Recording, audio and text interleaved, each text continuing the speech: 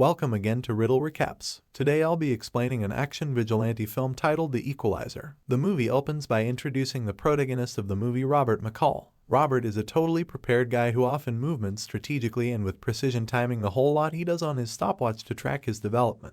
At the moment, he's living in regular lifestyles after his retirement from the Marines and CIA. It's early in the morning and Robert is arriving at his element time task at Home Mart. He is well reputable among his coworkers who are completely oblivious to his beyond. It is time for his lunch break and Robert meets together with his pal Ralphie to eat. Ralphie is within the system of turning into a security defend, so Mr. McCall has been helping him track his vitamins and exercise to attain the specified weight. They speak his meal of preference for lunch and Ralphie claims he has packed a tuna sandwich, which surprises and impresses Mr. McCall. However, he is taking a bite out of his sandwich and Mr. McCall hears a crunch. Ralphie is disappointed to confess that he had positioned potato chips inside of his sandwich, but Mr. McCall reminds him to aim for development, now not perfection. Mr. McCall tends to have a hard time snoozing at night time, so as an end result, he generally visits a neighborhood diner to maintain reading his books and tea. He is hard himself to read a collection of 100 books and is currently analyzing The Old Man and the Sea. A younger woman additionally visits the diner each night time across the identical time as Mr. McCall, and despite the fact that their conversations are normally brief, they have got started to know every other a touch bit. She asks Mr. McCall if the person in the book has caught the fish and he tells her that the person has simply hooked it. She finishes her pie and before leaving, she asks Mr. McCall to fill her in on how the tale ends when he finishes the ebook. It is tomorrow and Mr. McCall is following his typical habitual at work. A group of his coworkers show up and tell him that they have been trying to guess what he did for a dwelling earlier than running here. Mr. McCall jokingly says that he became a pip much like the track organization, the Gladys Knight, and does a little dance for demonstration. His coworkers expected a completely extraordinary solution and refused to accept as true with it. Later that night, Mr. McCall returns to the diner once more, and the identical woman from earlier then arrived quickly after. She notices that he's analyzing a new ebook and asks about the ending of the other one. Robert tells her that the fisherman in the end caught the fish, but since it was too huge to bring aboard, he tied it to the facet of the boat and sharks were given to it earlier than he reached the shore. He eventually explains it in a deeper context, claiming that the fisherman met his best adversary simply whilst he thought that part of his life turned into over, probably foreshadowing the future of the movie. As they are conversing, a limo pulls up across the road from the diner and he or she gets a cell phone call from her pimp, Slavia. He tells her over the telephone that she has a consumer interior of the limo. However, she tells Slavia that she would not want to work with this man because she reveals him disgusting. However, Slavia ignores her emotions and insists that she comes out to satisfy the person's goals. Reluctantly, she is going out of doors and joins them. The subsequent nighttime, Mr. McCall finds the female in the diner once more and offers her a further donut from paintings. She hesitantly joins him at his table and introduces herself as Terry, but finally admits that her actual name is Elena. Mr. McCall asks how the bruise on her face happened, and rather than telling him the truth, she just claims something silly happened. Elena aspires to emerge as a singer in Palms. Mr. McCall is CD containing a few songs that she's working on. She doubts herself and feels trapped in this Russian prostitution business, but Mr. McCall reassures her that she may be something she desires to be in lifestyles. Elena factors out that Mr. McCall does not have a wedding ring on his finger and he tells her approximately his deceased wife. The of them leave afterward to walk every other domestic, however their conversations are cut short. When some other limo arrives, it is Slavia and his driver Tevi. Slavic gets out and slaps Selena for disrespecting a consumer. Mr. McCall takes a leap forward, but makes a decision to stay calm after noticing that Tevi has a gun. Slavic tells McCall that this lady, Elena, isn't any suitable and palms him a business card to work with specific women. A few days have exceeded and Elena hasn't shown up on the diner once. Mr. McCall is subsequently knowledgeable through the manager of the diner that Elena is presently within the ICU and claims that a person nearly beat her to demise. Mr. McCall visits the sanatorium and notices a chum of Elena's, Mandy, sitting next to her bedside. Mr. McCall waits patiently outdoor for a threat to talk with Mandy, but while he procedures her, she will become terrified and asks who he is. After she is positive that he is just a pal, it's discovered that she is stuck inside the equal commercial enterprise as Elena. Mandy tells Mr. McCall that SLA hit Elena, and she decided to hit him back. Slavic actually did not recognize this disrespectful behavior and determined to make an example out of Elena. Mandy also mentions a time wherein Slavic burned a lady's face with battery acid and then saved her around as a reminder for the other girls. Later that nighttime, Mr. McCall observes the commercial enterprise card given to him by Slavic and then sees on the CD that Elena gave him. He realizes that if he does not do whatever, there is a good risk that Elena could be murdered. However, he made a promise to his lifeless wife years in the past that he might in no way go back to his violent beyond. The selection is torturing him mentally, but ultimately he decides that he should do something later that night. He follows Slavia to an apartment above a restaurant where he and his guys meet. Mr. McCall enters the room and starts with a friendly try supplying Slavia and his men an envelope containing $9,800. Initially, the men snigger at Mr. McCall, but Slavia later has the same opinion to the deal, nearly $10,000 for Elena's freedom. However, as soon as they shake on it, Slavic tells Mr. McCall that this sum of money is most effective sufficient for a month of her freedom. SLA angrily denies the offer and tells him to go away. Mr. McCall now is familiar with what he needs to do. He begins positioning the glass skulls on the table within the course of every man inside the room, implying that their deaths are close to. He walks to the door, however, as opposed to leaving, he locks it and turns round. After carefully analyzing the men within the room, he units the timer on his watch and begins on foot towards Slavia. The guy closest to the door targets his gun at Mr. McCall, but he fast breaks the person's arm and shoots Slavia within the throat along with his gun. He proceeds to kill the alternative 3 men, stabbing them more than one instances with a knife and slitting their throats. He rushes at him with a damaged bottle, however Mr. McCall uses the corkscrews on the counter to stab him numerous instances. He slows down because of the excessive injuries, and Mr. McCall finishes him off by way of stabbing the corkscrews into his mouth from underneath his chin. Mr. McCall stops the timer on his watch and appears to be glad together with his performance. He walks over to Slavia and sits through his side as he slowly dies, telling him that his lifestyles will quit right here while Elena's will retain to go on. Mr. McCall returns domestic to clean up and apologizes to his deceased wife as he puts his wedding ring lower back on. Following the murders, a Russian mobster named Teddy arrives in Boston to analyze and seek out the killer, teaming up with a collection of corrupt police officers to gain leads. Teddy tells the men to acquire surveillance photos from every digicam inside a 6-block radius and orders them to force him to his house. The cops are not particularly keen on his bossy attitude, but Teddy informs them that he was known as in to do the activity that they cannot. The following morning, Teddy is pushed by one of the crooked law enforcement officials, Frank Masters, to the place of work of a neighborhood Irish mobster named John Looney to keep his investigation. John tells Teddy that he would not have any idea of what passed off and expresses his hatred toward Russians, calling them crazy and smug. Teddy tells John that he already knew that he wasn't answerable for the murders, claiming he's too stupid to be able to it.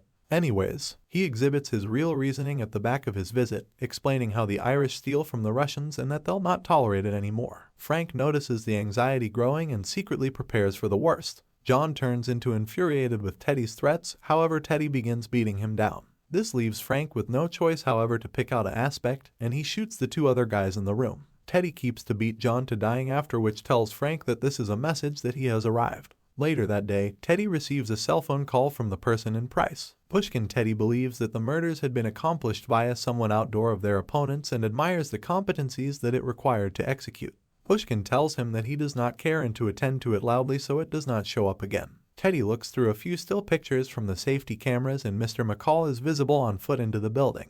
Meanwhile, Mr. McCall notices Ralphie isn't in for his standard shift at paintings. After asking the timetable manager, he's advised that Ralphie quit with no note in any way. Mr. McCall later visits a restaurant that Ralphie's mother owns, and Ralphie explains that he has to take a few time off to help his mother restoration up the constructing. An electric fire passed off the night before, supposedly via twist of fate, and Mr. McCall offers to help smooth up when they end cleaning. Mr. McCall is suspicious of what induced the hearth, and asks Ralphie what definitely took place inside. Ralphie tells him he isn't always sure, but it's obvious to them each that a person started out at later that night time. 2 corrupt cops, Ramar and Peterson, are ingesting at Ralphie's mother's restaurant. They force her to close early, and proceed to extort her for some cash, claiming that there can be every other coincidence if she does not pay on time. Again, Mr. McCall finds them outdoor the restaurant and says that he'd want to file against the law. They brush him off and start to leave till one and all them gets a smartphone name from Mr. McCall on their personal cellular. Mr. McCall shows them a video he took of them extorting a shop clerk with evidence of their confession to starting the hearth on the restaurant.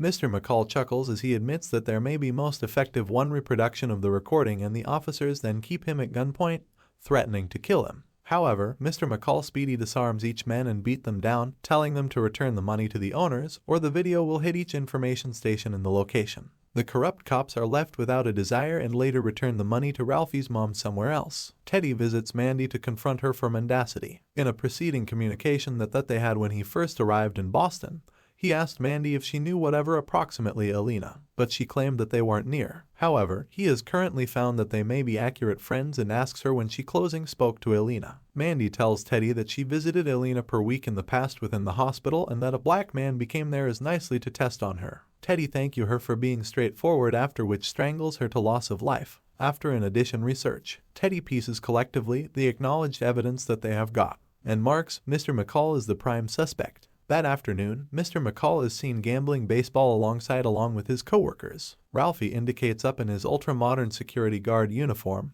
revealing that he made the desired weight and surpassed the test. Everyone is pleased with him and he tips his hat to Mr. McCall the next day. At work, a criminal comes to Home Mart and holds a cashier named Jenny at gunpoint, disturbing for the cash-in of the sign-up. Mr. McCall evenly comes over and begins giving him the money, willing to allow this slide for now. However, the criminal also needs Jenny's ring, however she refuses to hand it over since it became her mom's. Mr. McCall begins to have a look at numerous info of the man, inclusive of his tattoos and the cap on his head. There is a own family strolling interior with children, so instead of making a circulate, Mr. McCall fingers within the ring and follows him outside to study the license plate on his car. The law enforcement officials inform them that there has been a string of robberies from the equal guy. Mr. McCall tells Ralphie that it is K and that dropping a life over money is not well worth it. Moments later, Mr. McCall is going to the utility tools segment to retrieve a sledgehammer, and the following day Jenny finds her ring in her of the check-in at the same time as Mr. McCall returns the hammer to the rack after wiping it easy. Petty goes over the information concerning McCall, but most of it seems to be clean and not using an indication that he has any involvement with Slavic's demise. He's now not shopping for it and decides to go to Mr. McCall's domestic, pretending to be a detective, investigating the death of 5 Russians. Teddy indicates him a picture of Mandy's useless frame and tells him that she fell down and broke her neck. Mr. McCall asks how they observed him and Teddy tells him that it's just what he does. Mr. McCall spends the relaxation of the day buying several objects for visiting and forges a faux prescription for meclizine, a medication usually used to suppress motion sickness whilst on flights. Later that night time, Teddy and his institution follow Mr. McCall to the diner to kidnap and assassinate him. Mr. McCall is aware that the road employee who just entered the diner is an undercover henchman for Teddy. He factors out that his hands are too soft for a person who works on power strains and asks if they are anticipating anyone else. A truck parks in the front of the diner blockading the view for Teddy and Frank. The undercover crook pulls out an Uzi and tells Mr. McCall to head out of doors to the automobile, but Mr. McCall stays calm, turning on his stopwatch as he observes the man. He quickly makes use of his ebook to knock the gun out of the man's hand, and then breaks his neck on the desk. He then kills the lights by sticking a butter knife into an outlet and proceeds to walk out of the diner, snapping images of Teddy and his men in their vehicle. Teddy tells his guys to carry him in alive, and the gangsters start following after him. Mr. McCall leaves apparent trails of bloody handprints on a wall to throw Teddy off and singles out one of the corrupt police officers. After knocking the cop out, Mr. McCall steals his phone and leaves it domestic. Mr. McCall boils a few honey to tend a wound sustained from the gunman in the diner. He manages to slide out before Teddy and his guys arrive, leaving the restroom sink strolling to taunt them. From every other building, Mr. McCall watches them via hidden cameras in his apartment. Teddy's men discover the receipts of a flight to Mexico and Frank points out the empty prescription bottle on a table. Teddy claims that it's all fabricated and says that he is looking them. Right now, Mr. McCall visits a few antique friends that paintings with him and the employer, Brian and Susan Plummer. He knows that Susan can gather some data regarding Teddy and the people he works for. Susan visits the business enterprise to identify Teddy, and while she's away, Brian tells Mr. McCall that seeing him alive is a big comfort. It is discovered that Mr. McCall faked his dying years ago. However, Brian says that Susan always knew that he was nonetheless alive and is too clever to die from something as trivial as an automobile bomb. Susan returns domestic in a helicopter and tells McCall that the person he killed had been part of the Russian Mafia led by means of Vladimir Pushkin. Teddy, whose real call is Nikolai, is the person Pushkin sends whilst he needs a hassle to be solved. Ramar and Peterson had been on Pushkin's payroll, but were located useless some days earlier with their testicles blown off and shoved down their throats. Susan warns McCall that those guys may not prevent until he and everyone he cares about is lifeless. Mr. McCall returns to city the next day. Using the facts collected by Susan, Mr. McCall tracks down Frank and lures him out of doors by placing off his vehicle's alarm. Although he is extremely paranoid, Frank goes to his garage to close off the alarm. However, Mr. McCall is waiting for him and traps him in the vehicle. Mr. McCall has rigged his car with a hose funneling carbon monoxide internal of it to poison him. Mr. McCall demands solutions and statistics on Pushkin, and after a while, Frank consents and takes him to a warehouse in which the Russians shop their money. Mr. McCall reveals the person in charge of the warehouse and forces him to make his man give up. He proceeds to lock everyone interior of a meat freezer at the sight of all the cash inside of the warehouse and forces Frank to call it into the police. The police arrive to arrest Frank and discover Pushkin's guy and money within the freezer. Mr. McCall then is going to Frank's safety deposit container to steal his emergency plan, containing money, a passport, and a USB with facts of Pushkin's business somewhere else. Teddy is having an assembly with a Russian mercenary, discussing the assassination of Mr. McCall. The guy on the table leaves to use the toilet, and moments later Mr. McCall returns as a substitute. With the bloody damaged sunglasses from the person who left, Mr. McCall offers Teddy his very last offer. Both name Pushkin and inform him to shut down his enterprise or retain hunting him and die one at a time. Teddy tells him that's no longer a whole lot of an offer and refers to Mr. McCall as a bit of lint, just a useless object to take away. Mr. McCall begins telling a story of a 12-year vintage Russian orphan who became overlooked his entire lifestyles. One day, a loving man followed him and brought him into his home. The intricate and violent youngster subsequently felt love from a circle of relatives that he could name his personal. But 1 week later, the dad and mom had been murdered in bed from intruders, and best small items that a child may additionally scouse borrow had been pronounced stolen. The boy within the tale is Teddy, and Mr. McCall claims that he murdered the foster dad and mom because he was terrified of being abandoned. Again, Teddy chuckles at his principal, pronouncing that he isn't always a sentimental man, and that characteristics like that best result in weaknesses. Mr. McCall leaves a word together with his cell phone variety at the back of, telling Teddy to present him a name while he makes a decision at the offer, after which leaves later that night. Mr. McCall makes use of the USB from Frank's safety field to switch hundreds of thousands of bucks to the FBI. He also unearths a list of Pushkin's oil tankers and flora bombs inner of the ships to smash the boats docked at the pier. Teddy is becoming determined and makes a decision to apply Mr. McCall's empathy for others against him. He and a set of mercenaries go to Home Mart to preserve Mr. McCall's pals hostage, giving Mr. McCall 30 minutes to expose himself, where they'll be completed. Teddy tracks his cell smartphone even as watching for his arrival, but Mr. McCall ditched it internal of the bus as a distraction to sneak interior. Suddenly a tune via Gladys Knight and the Pips starts gambling over the intercom of the building. They single out Ralphie and force him to guide them to the security room, but Mr. McCall is waiting there and stealthily kills the henchman. Ralphie is terrified and asks what is happening. However, Mr. McCall tells him to lead all and sundry to safety, even as he offers with the guy's interior. Teddy catches on to Mr. McCall's trick and gives him a call, telling him that he's coming for him individually, and Mr. McCall replies that he will be expecting him. The guys input the building, however the lighting fixtures suddenly shut off and the doorway is close, blocking off every body interior. Mr. McCall starts gathering gadgets around the store to create traps, the use of barbed twine and a heavy bag of gravel to create a makeshift gallows.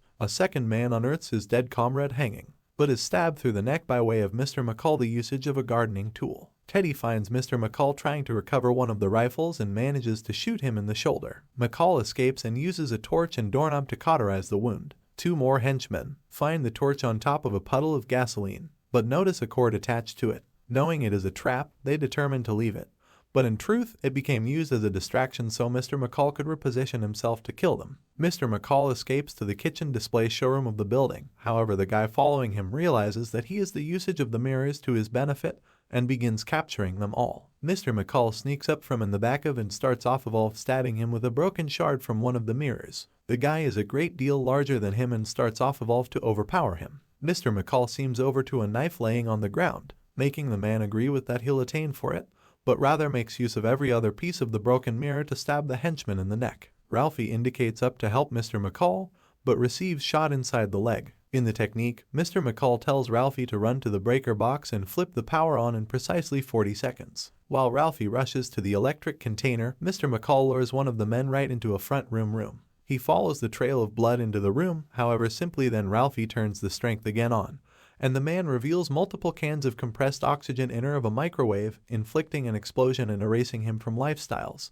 Teddy rushes over to kill Ralphie, but Mr. McCall arrives wielding a nail gun. Mr. McCall shoots Teddy in more than one pressure factors, absolutely immobilizing him. Teddy screams at Mr. McCall asking who he's, but Mr. McCall savagely shoots him in the neck to complete him off. 3 days have handed and Mr. McCall travels to Moscow, Russia to search out Pushkin. Mr. McCall flickers the lighting inner of the bathroom on and stale as Pushkin takes a shower and tells him that he is here for the top of the snake. Pushkin attempts to bribe Mr. McCall, but he has already disappeared from the room. Pushkin recovers his weapon next to the overflowing sink, but it has found out that Mr. McCall has left, reduced and uncovered wires at the floor. Pushkin's very last screams can be heard for the duration of the residence as he is electrocuted to demise. As Mr. McCall leaves Pushkin's estate, he passes numerous bodies of the guards he murdered to enter. McCall returns to Boston to resume his quiet life. Now that the whole thing is performed, even as bringing domestic groceries, he's approached by way of Elena, who is recovering from her injuries. She tells him she's gotten a real task and has commenced to do some reading. She additionally mentions an envelope that she observed among her items at the health facility containing $9,800 in it and assumes it's simply hush cash. She thanks Mr. McCall for the entirety he has achieved in her life, implying she by some means knows that he is the only who set her loose. Months later, Mr. McCall had posted an advert online identifying himself as the Equalizer and presenting to assist people in want who may benefit from his skill set. The last scene features Mr. McCall again on the diner. He receives a coded electronic mail inquiring for assist and certainly replies, "Yes, thank you for watching. Please click one of the films at the display now and subscribe if you revel in the content material."